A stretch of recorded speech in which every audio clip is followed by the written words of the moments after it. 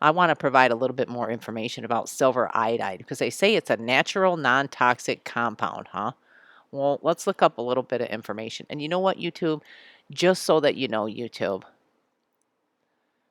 I know you're going to put a context tag on this video for contrails, but you're going to be false again.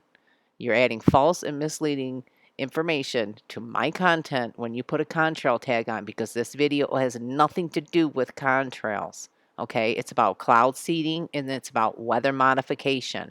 So why don't you go through and look up all the resources that are available for weather modification and cloud seeding, and there's plenty of it, and start developing some context tags so that you can actually be accurate if you're going to go around fact checking and adding context to people's videos. At least make it so that it's relevant.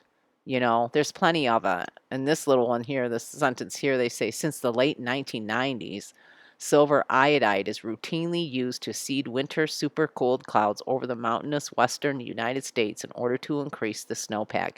It's published information. It's factual information. So there you go, YouTube. Add a proper context tag if you're going to add any context to my content at all. Don't give falsely misleading information. And then we can look at silver iodide here from this National Library of Medicine, even. We can look, I'll put a link in the description. You can read up some of the details and stuff if you want. But physical description, light yellow, odorless solid, gradually darkened by light, insoluble in water. Okay, that's an interesting characteristic of it. Color and form, light yellow, powder. Crystals are hexagonal or cubic. I find that very curious that its color and form is hexagonal because I capture that hexagonal shape in the skies all the time, both at daytime and at nighttime. It's everywhere.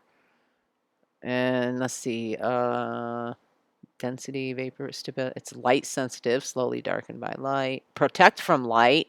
Oh, okay. To read, but like I said, I'll put a link in the description and you can look up more of these detailed stuff and read some of it too. And absorption, distribution, and excretion. Oral doses of silver as a silver iodide had no effect on the microorganisms of rabbit and goat. Okay, so they tested it on rabbits and goats because, you know, they do list a pharmaceutical, application for it for therapeutic through the form of colloidal silver, but it has to be processed in order to make colloidal silver. This article, and they do not say that they are injecting colloidal silver into our atmosphere. They are injecting silver iodide. Okay, there's a big difference between colloidal silver, the processed pharmaceutical therapeutic application of it, and what they're injecting into our atmosphere. Just want to put that out there right now, okay? Just saying. There's a big difference between the pharmaceutical use of it and this use of what they say. Now, when they went ahead and they tested it on goats and rabbits, and looks like they administered orally to 15 yearling ewes. Okay, so they've tested it on animals, on a few animals, right? So that makes it perfectly safe because they tested it on some rabbits, some goats, and some ewes. They can say that it's perfectly safe and non-toxic to inject into our atmosphere, right? See how misleading this media article is and how misleading they're going to be, where they're going to try telling people that it's perfectly safe, it's natural, it's non-toxic, it's not harmful. No, it is, actually. Sources and uses used in photography, cloud seeding, making artificial rain, local anti-infectives, and veterinary local antiseptics for mucous membranes, okay? But only after it's been processed under a certain way, okay? We're talking about the form of silver iodide that they want to inject into our atmosphere. It's different from colloidal silver, way different, okay? Let's look at the hazards, safety and hazards. Okay, may cause irritation in argyria, all right? The major hazards encountered in the use and handling of silver iodide stem from its toxicological properties.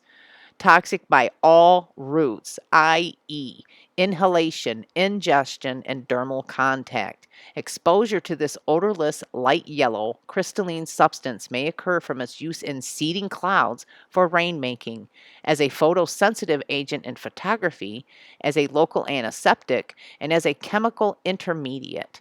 Effects from exposure may include skin rashes, conjunctivitis, argyria, a permanent ashen gray discoloration of skin, conjunctive. Oh, are they going to try to turn us all into grays? Is that where grays are going to come from?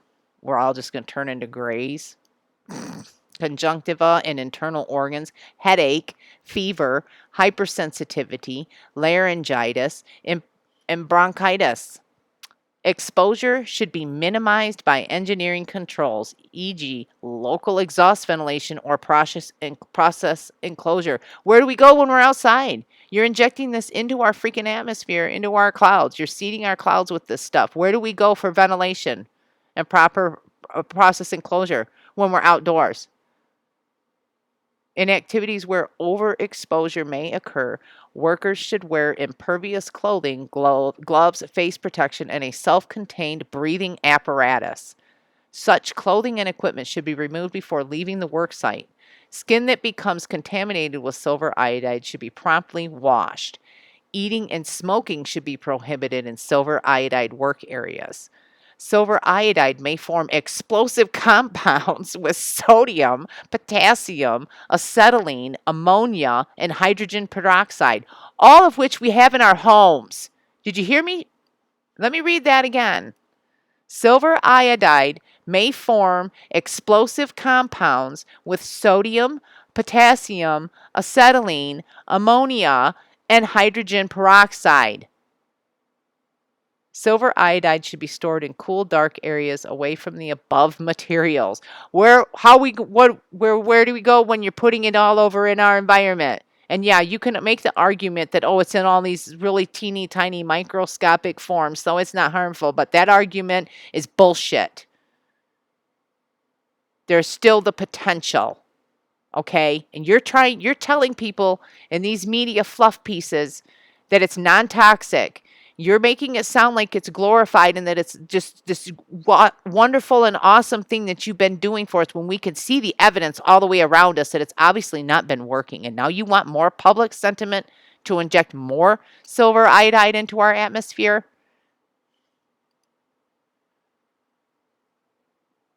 Eating and smoking should be prohibited in silver iodide work areas. I mean, folks, come on. Read the information on it. It is not just this safe, non-toxic thing. There are hazards. And there are adverse events to it. In fact, I believe this even goes into talking about into water tables and stuff like that too. So if it's perfectly safe, why do we got to watch how it's get washed away? You know, and again, here they go. The effects of silver iodide on survival and growth of rainbow trout was investigated. Well, that's good. That's good. Goats, ewes, rabbits.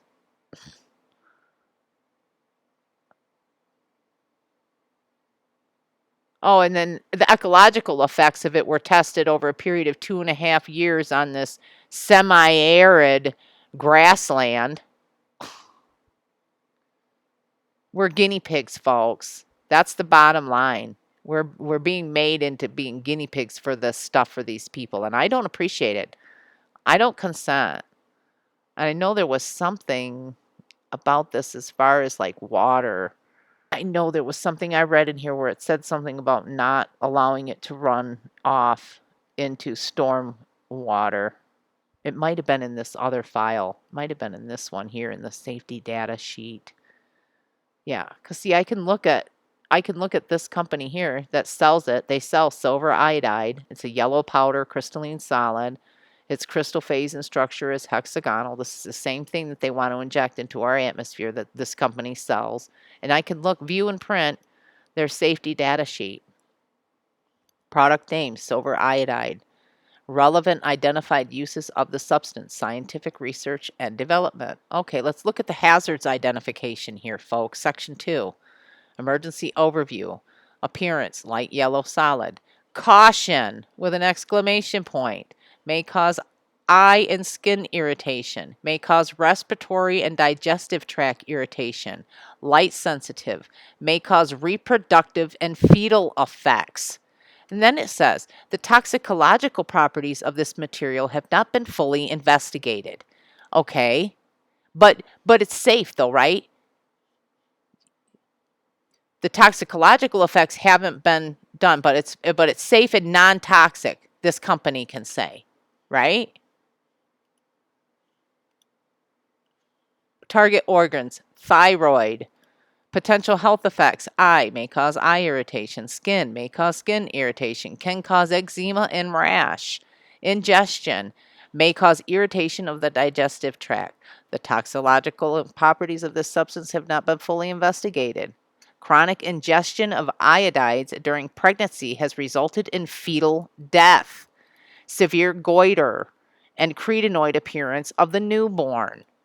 Inhalation may cause respiratory tract irritation, may cause effects similar to those described for ingestion.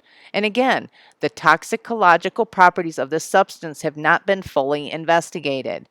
Chronic inhalation or ingestion of silver salts may cause argyria, characterized by a permanent blue-gray discoloration of the eyes, skin, mucous membranes, and internal organs. They're trying to turn us all into grays. This malady results from the accumulation of silver in the body.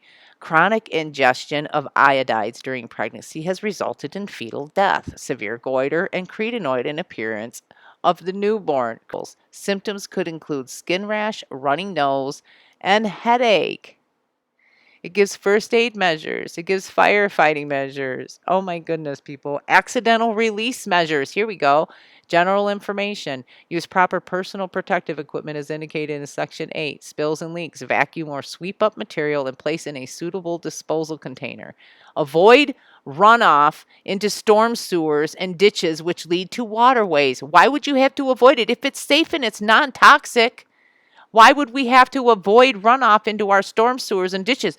Because guess what? If you're injecting this into our atmosphere, eventually it's going to run off into our storm sewers, which lead to our waterways. Okay? Clean up spills immediately, observing precautions in the protective equipment section. Avoid generating dusty conditions. Provide ventilation. Okay? Exposure controls, personal protection. I mean, if this is so safe and non-toxic, then why does the hazard list and the safety data sheet produced by this company that sells it tell us that it's not?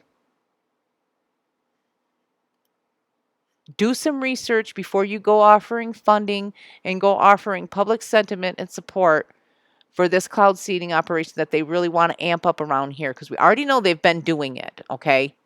We already know. And now we need to hold them accountable for providing us with all information. All information. It should be on a public website available for people to view. And I want a schedule published of all of your operations, when, where, how, who's doing the maintenance on all of your equipment that's being installed around the valley. This really needs to be regulated, folks. And it needs to be put up for a vote, if you ask me, because I don't remember offering consent. Think, ask questions, demand some answers, folks, because this is not safe and non-toxic. It has ill effects that have already been documented from decades of weather modification techniques where they have used this stuff. That the ill effects, the adverse effects, all of that information is already published. They already know it. So for this person and this article to say that it is safe and non-toxic compound and provide no additional information on it is very, very dangerous. And we are going to end up in a situation here that is going to be far, far out of our control. We're still in control. We can control this right now. If enough people stand up and say, wait a minute, no, hello, we need to know more information about this. We need to know more. You need to inform us more before we approve of this. They will have to back off. Oh my goodness. I don't even know where I'm going to end up cutting that at, but I know at some point I'm going to end up cutting out some of them words, folks. Just know that I appreciate you listening. I appreciate you watching. Please stay aware and alert, and please stay tuned because I have more coming up concerning that morning star. I'm telling y'all, I came across some more interesting graphics and information too that I want to share. So just stay tuned. There's definitely more to come, folks. Just know that I really appreciate you watching and know that you matter to me.